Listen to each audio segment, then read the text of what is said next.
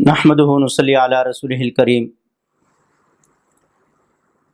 حلال میں برکت ہے اور حرام میں بے برکتی ہے۔ اللہ تعالیٰ نے انسان کو پیدا کیا، انسان کے اندر اللہ تعالیٰ نے خواہش کا مادہ رکھا، اور یہ بھی انسان کا امتحان ہے۔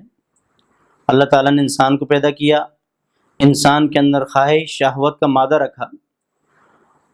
اب اس شہوت کو پورا کرنے کے لیے اللہ تعالیٰ نے قانون اور ضابطہ مقرر کیا، وہ ہے نکاح۔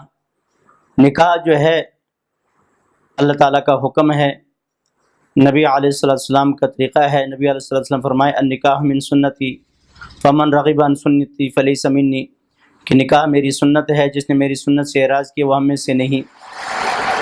تو نکاح کو رواج دینا چاہیے۔ ہمارے استاد محترم مولانا احسان صاحب فرماتے تھے کہ نکاح جتنا سستا ہوگا زنا اتنا مہنگا ہوگا، اور نکاح جتنا مہنگا ہوگا زنا اتنا سستا ہوگا۔ آج ہم ماحول میں دیکھیں، 500 روپے کی خاطر عورت اپنی عزت کو بیچتی ہے، اور اسی طرح مرد جو ہے تھوڑے پیسے دے کر اپنی خواہش جو ہے، اپنی شہوت حرام جگہ پہ پوری کرتا ہے۔ یہ وجہ کیا ہے کہ ہم نے نکاح کو جو ہے مشکل بنا دیا۔ جہیز کی ایک لعنت، بڑی ایک نحوست ہم نے بنا دی کہ آج لڑکی والے بھی ایسا لڑکا دیکھتے ہیں کہ مالدار ہو، اور لڑکے والے بھی ایسی لڑکی دیکھتے ہیں کہ جو زیادہ جہیز لے کر آئے، اور جو لڑکی جہیز ساتھ نہ لے کر آئے اس کو خاندان میں اس کو تانے دیے جاتے ہیں، اس کو ملامت کیا جاتا ہے، اس کو پیغور دی جاتی ہے۔ نہیں میرے محترم بھائی دوست بزرگوں، اسلام جو ہے ایک عجیب مذہب ہے، ایک خوشنما ایک پاکیزہ مذہب ہے۔ اس نے ایک ترتیب بنائی ہوئی ہے، اس کے مطابق اگر زندگی انسان گزارے تو اس کا گھر جو ہے یہ جنت کا نمونہ بن جائے گا۔ تو اس لیے شادی جو ہے وہ سستی سے سستی ہو۔ نبی علیہ السلام کی بیٹی، جو کائنات کے اندر اس طرح کی بیٹی کسی نے پیدا نہیں کی، سب سے معزز ترین بچی جو ہے وہ نبی علیہ السلام کی ہے۔ سب سے معزز ترین بچے وہ نبی علیہ السلام کے نواسے حسنین ہیں، حضرت حسن حضرت حسین رضی اللہ تعالیٰ عنہ ہیں۔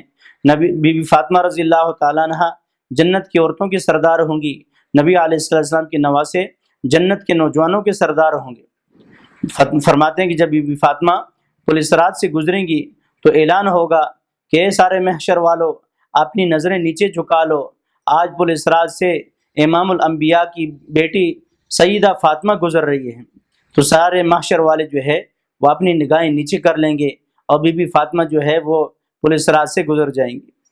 اب وہ بی بی فاطمہ اور نبی علیہ السلام کی سب سے لاڈلی بیٹی اور جنت کی عورتوں کی سردار، اس کا جب نکاح ہوتا ہے، نبی علیہ السلام نے حضرت علی رضی اللہ تعالیٰ عنہ سے ان کا نکاح کیا۔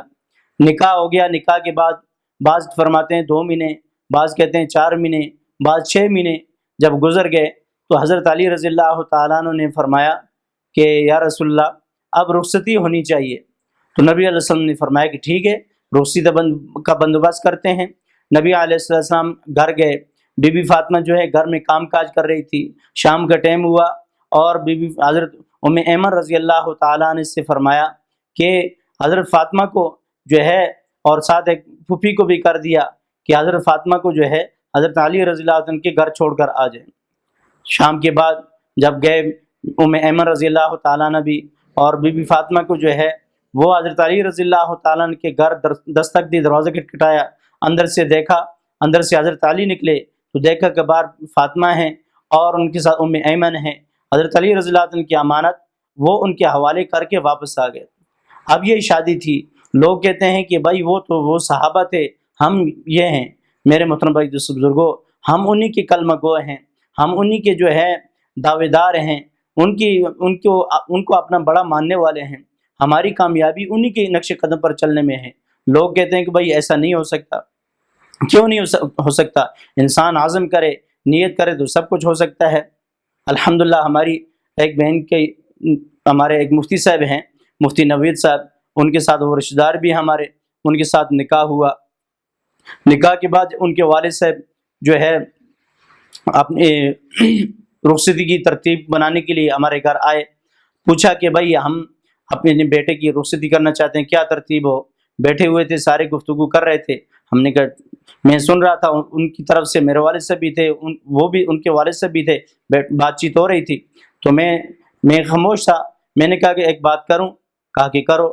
میں نے کہا لوگوں کی نظروں میں آپ کا بیٹا بھی مفتی ہے، ہماری بہن بھی جو ہے مدرسے میں پڑھی ہوئی ہے، ہم بھی لوگوں کی نظروں میں ایک مولوی گھرانہ کہلاتا ہے کہ یہ مولوی ہیں.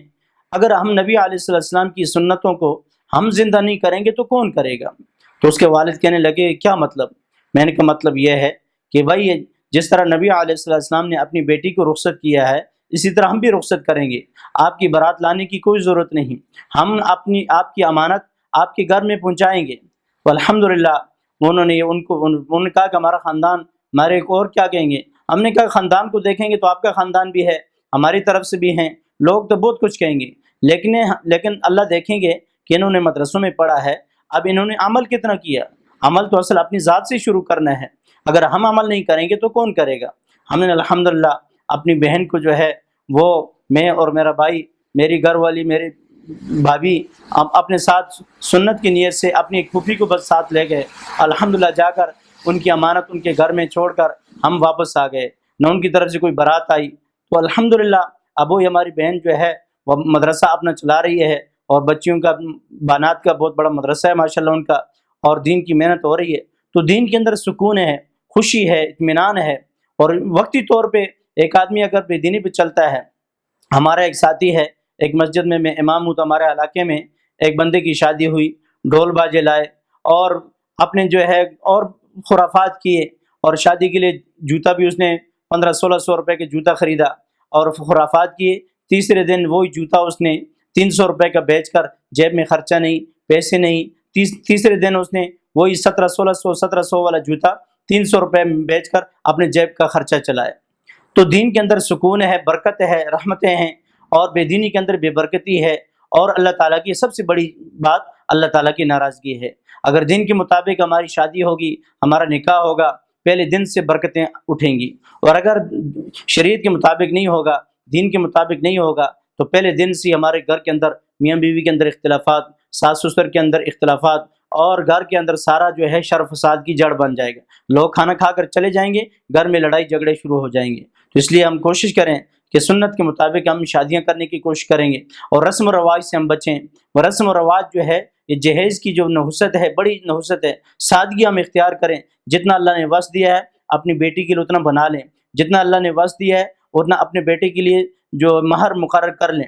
تو سادگی ہوگی تو اس میں برکت ہوگی. وآخر دعوانا الحمدللہ رب العالمین.